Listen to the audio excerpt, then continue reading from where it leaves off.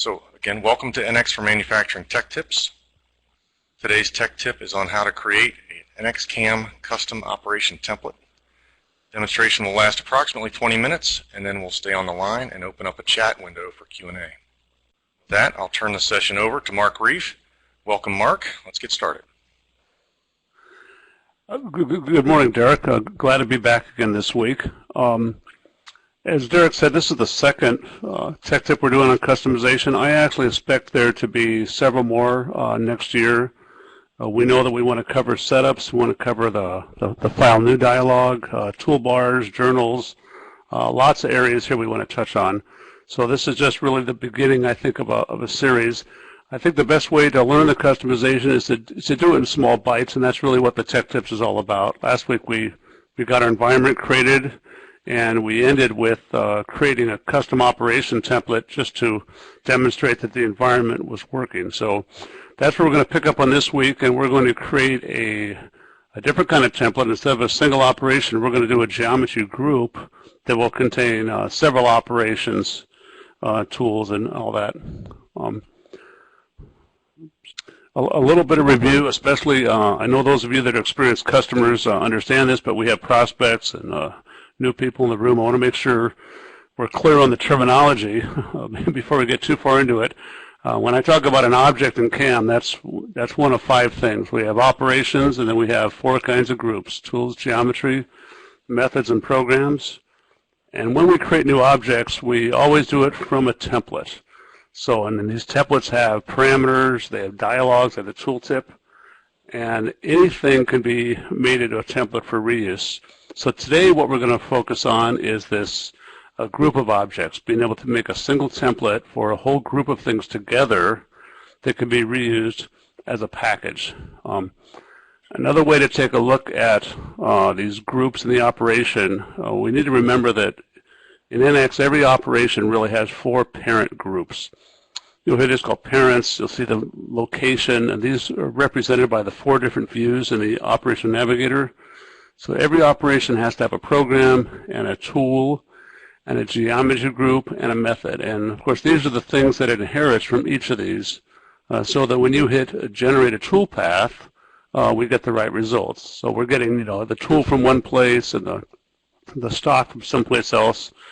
This is pretty well known if you're an experienced CAM user, but if you understand this slide, then everything else in NX CAM becomes fairly straightforward. So when we do go to create something, and we go to the create dialog for, say, an operation or a tool, we talked about this a little bit last week. This type is actually the part file where the templates are coming from, and the subtype is what's available. So the question is, what shows up? Because there's many more operations in this template than what you see here, and that's what the template setting does. We'll touch on that for a second before we go into the demo. Also note that when you do create an operation, you do have to specify the 4 parent groups. That's what these locations are.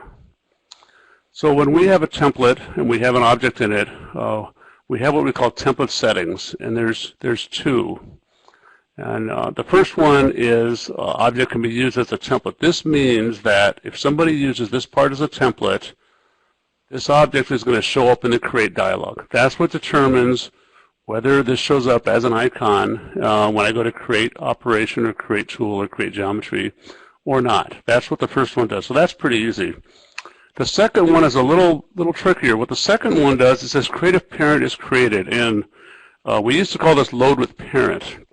What this means is if the parent is created, then this is created. So in the case of a group, it's fairly straightforward. If I'm a tool, for example, and the tool's in a pocket, that would mean that if that pocket was ever created, the tool would also be created. It just goes along with the parent. Whenever the parent's created, the child also goes. For operations, it's a little trickier because operations have 4 parents. So the parent that matters is the geometry parent. So if the geometry parent is created, then the operation is also created. But we don't forget about the other 3 parents. We retain those other 3 parents. So that means that if an operation has a specific tool, for example, as a parent, and I'm using it as a template, if that tool exists in the work part, that's where we put the operation. If the tool does not exist in the work part, then we will create it. We'll bring it in from the template just like we were creating a tool. So we preserve the 4 parents that the operation had in the template part when we bring it into the work part. So with that, and I know that's a little confusing, but hold on, I think it'll make sense once we do the demonstration. I'm going to go in and create a template for a process. I'm going to find a process that works, that we want to reuse, and I'm going to make that a template so that I can use that on other parts that have similar geometry.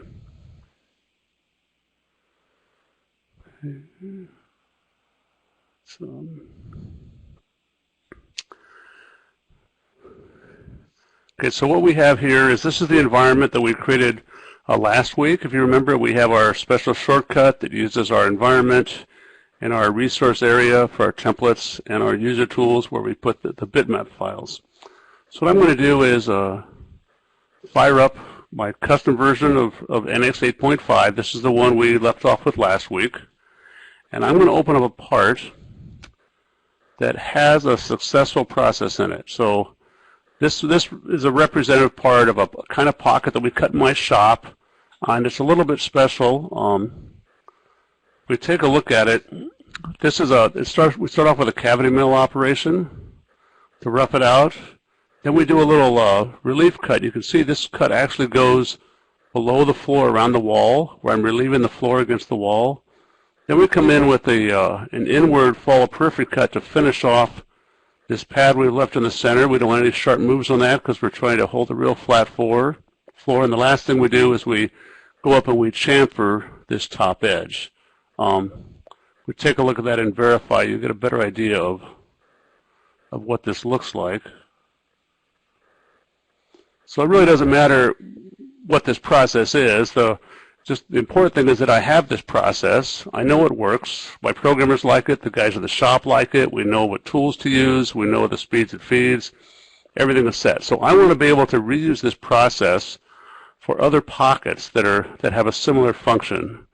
Okay, so there's 4 operations here that I need to reuse.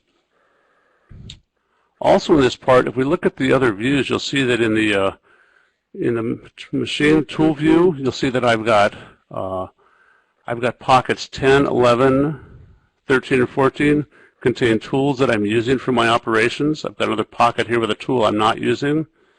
If we look at the geometry view, you'll see I've got these in a mill area group, which is my pocket. This is where I choose the cut area in the walls. I've also got a method defined because I like to know that I've intentionally violated the part. So on my tool paths where I'm intentionally going into the part, I'm drawing them in a pink color instead of the normal cyan color. So I have a method for that. And the program we see, it says program 1, 2, 3, 4. So what I want to do is I want to reuse this. And remember we talked about the template settings that the geometry parent is the important one. So this is what we really need to use to capture the whole process. So I'm just going to take this and I'm going to copy the mill area group. This is a group that contains the operations. I'm going to just make a copy of that. And now I'm going to go get my template part that we've been customizing. This is the same one we used last week. And if we look at this is a copy of the original mill contour part. We see here's that special cavity milling operation we made last week. If we look at the tool view, there's really not much in here. There's a couple of pockets and a carrier. The program view is just program. The method view has our standard 3 or 4 milling methods in it. So I'm going to go to the geometry view here. And I'm going to go down to the end of my geometry items, and I'm going to paste. And what that does is I just added that mill area group from the other part into my template. Now what's nice about this is when I pasted it, it follows the same rules as the template, so I got all my operations, and I also got everything else I needed to go with it. So if I go to the tool view now, we'll see 4 pockets have been added. And these have the tools and the operations that came out of the other part. If I look at the method, we'll see, here's my new method, that mill finish pink, that was added. If we look at the program view, we'll see that I've added a new program here for these operations. So everything came in that I need to recreate this process. So now what I want to do is decide how I want this to be available when somebody uses this part as a template. I really don't want a user to go in and create this cavity mill operation or create this floor wall milling operation. I don't want them to do that. I want them to only create the group. So what I'm going to do is select my operations, and I'm going to right-click in here to go to my template settings. And by default, on an operation, it's set up so that it can always be reused as a template. I'm going to turn that off. What that means is now those will not show up in the dialog when I go to create operation. And I'm going to turn on create if parent is created. That means that whenever this My Pocket mill area group is created, these 4 operations are going to come along with it. The same thing that happened when I did the paste. So that's how I want this to be set up. Now let's take a look at the geometry group itself. In this case, I want to make sure that this is a template. When I go to create geometry, I want to see this on the dialog, and I don't want to do create if parent is created. If I were to check the second box, and we look in the geometry view here, that would mean any time that an MCS mill was created, a My Pocket would also be created, and the cavity mill. All this will get created every time, so you have to watch who the parent is and whether you want it to be created with the parent or not. So here, I want to create this, but I don't want it to be created with the parent. Okay, the other thing I want to do is set up the tooltips. You remember when we did the special cavity milling operation, I assigned attributes to take care of the tooltip. So let's take a look at those again. And these are the ones we assigned last week. These are special text and pictures that come up in the pop-up. And the reason we do this is to help the user select the right thing in the dialog, right? We want to give them all the help he can to make the right choice. We're going to publish this for reuse. It needs to be understandable. So we have a group here we use for these attributes for the tooltip, and I'm going to just copy this group right out of the attribute dialog. And then I'm going to go find my geometry group. And let's look at the properties on this. We'll see it has no attributes defined at all. So let's just go in and paste those in there. And let's start changing them. The bitmap is set to my tooltip. I have another one that we're going to copy in.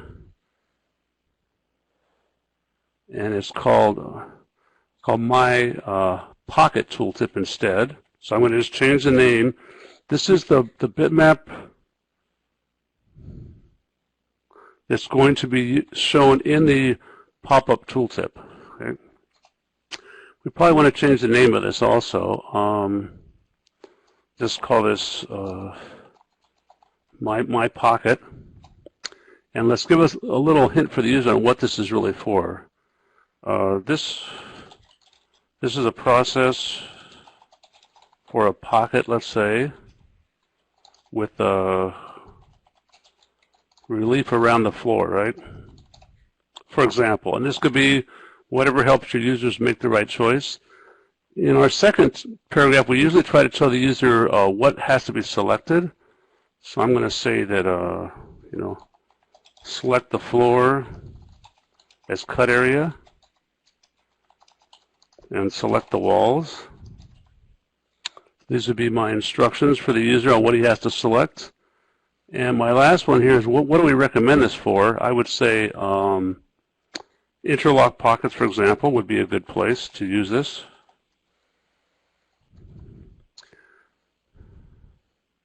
And again, this is up to you, whatever you think is good for your users. So that's all I really need to do to define the tooltip. Let's look at the operations. If I look at this operation, this is our standard cavity mill dialog. I really don't want to show this to the user because I don't want him to change certain things. For example, since this is part of this pocket group, I don't want the geometry selected in the operation. I only want it selected in the parent, and I want to keep the user out of trouble. So I'm going to customize this dialog to change some things. Let's go in and go to Object Customize, and let's look at my geometry group. For example, I'm going to I'm going to remove this selection. I'm going to remove part, blank, check, cut area. I'll leave him trim boundary. He might have to do a trim boundary. I'll let him do that in the operation. If we look at tool, for example, I really don't want him to be able to change the tool because I've got it locked in already, so I'm going to delete that. I'm going down into my path settings. I've set this already up with a nice trochoidal cut. I've got it set just the way I want, so I don't really want him to change that. So I'm going to delete the cut method. I'll delete the step over. I'll delete the additional passes. I'll let him set the depth for cut. Okay, so what I'm doing is just deciding what I want on the dialog for the user and what I want to hide. Now I can always change it, or a sophisticated user could always find a way to restore it, but out of the box I want to just present the things I think the user should be doing. And I would do this for all 4 operations. We'll just do it on the cavity milling right now. So I'm going to save this operation now. Let's go out of NX.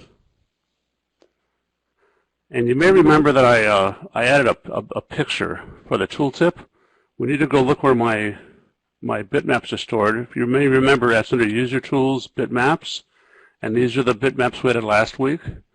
I have the bitmap for the tooltip. I also have a bitmap for the icon. By default, this is a name match, so because I call the group My Pocket, an icon My Pocket will show up. So I'm going to take these 2 bitmaps and I'm going to copy them over into my UGI bitmap path for this case. So now let's go back up. Let's start NX again. Let's see how to use this template.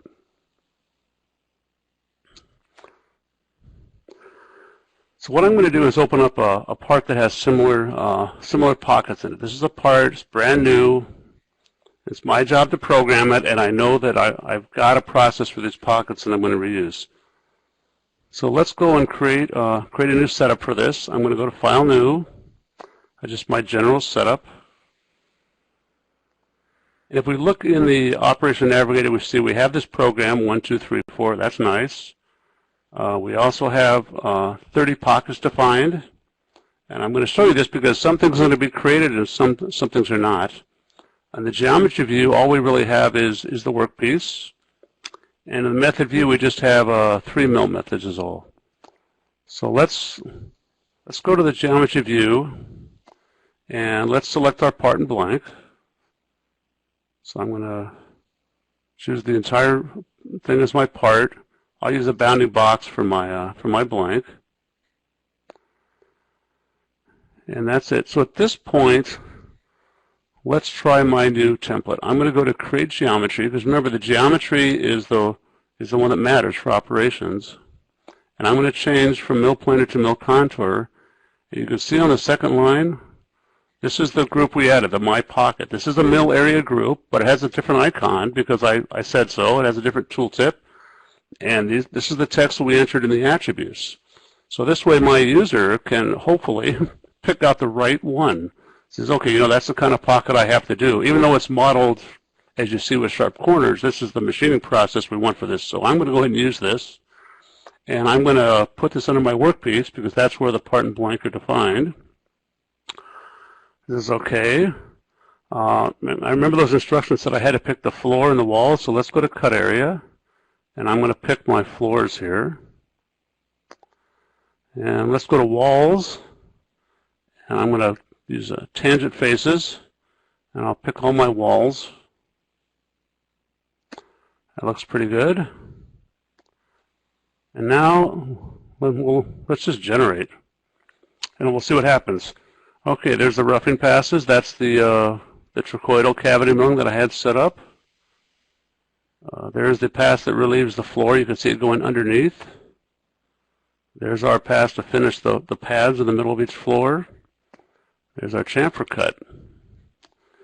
That was pretty easy to do. I didn't have to look at an operation. So we haven't even seen an operation yet. That's just from that group, because once the process is defined, if it's a similar part, all you should really have to do is pick new geometry. That's the only thing different between this and my template is the geometry.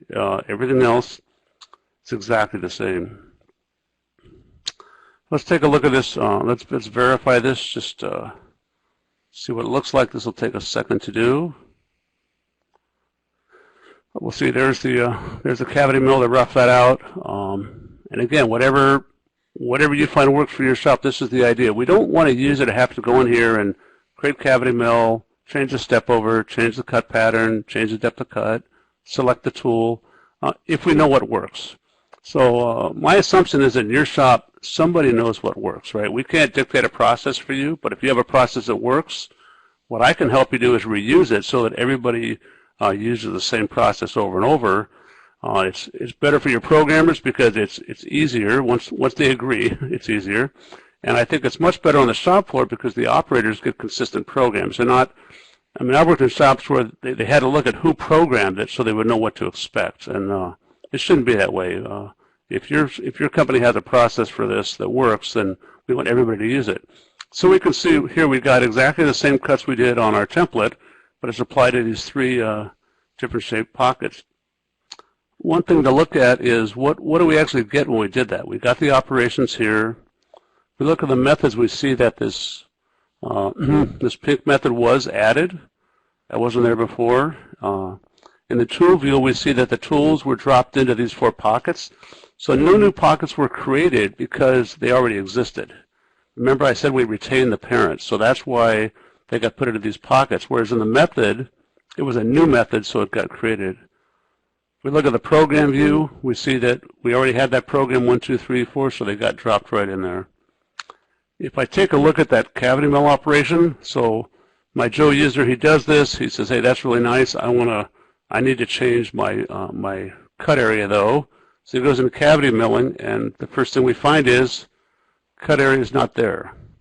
Well, the reason is because it's in the group, right? We don't want the user to change it. We want him to change it in the group. So I've hidden it away.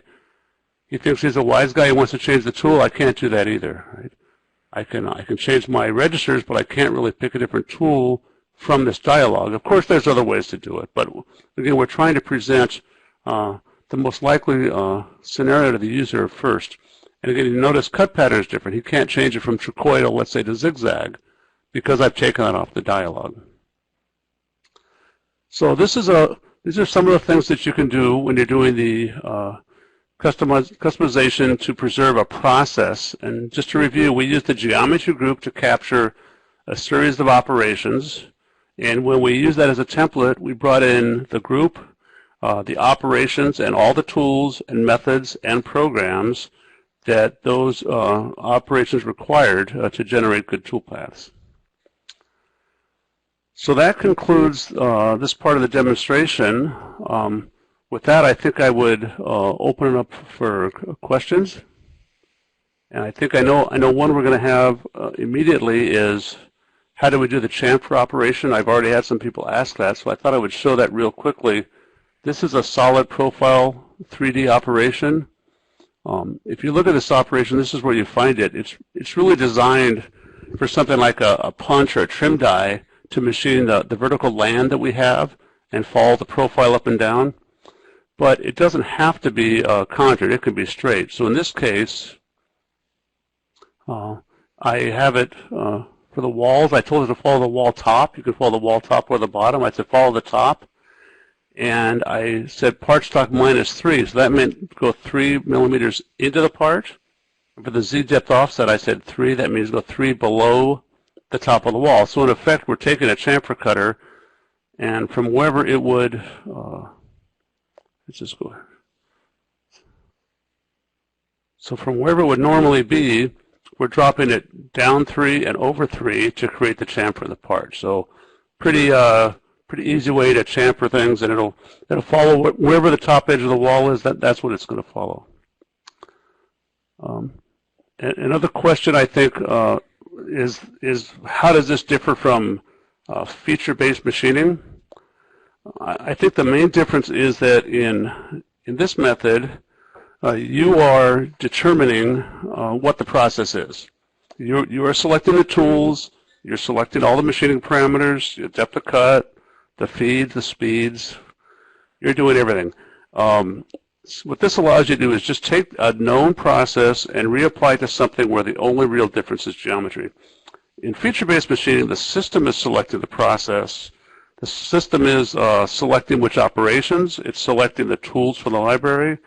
It's setting step over. It could be setting tolerances based on PMI information. It could be selecting the tool based on the corner radius of the part or the depth of the pocket.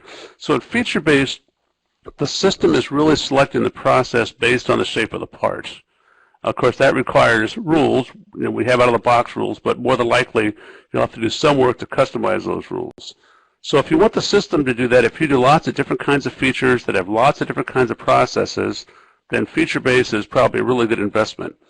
If you've got some real common features like this where you'll always use the same process, and you can remember what they are, then a template is probably an easier way to just grab and reuse a known process.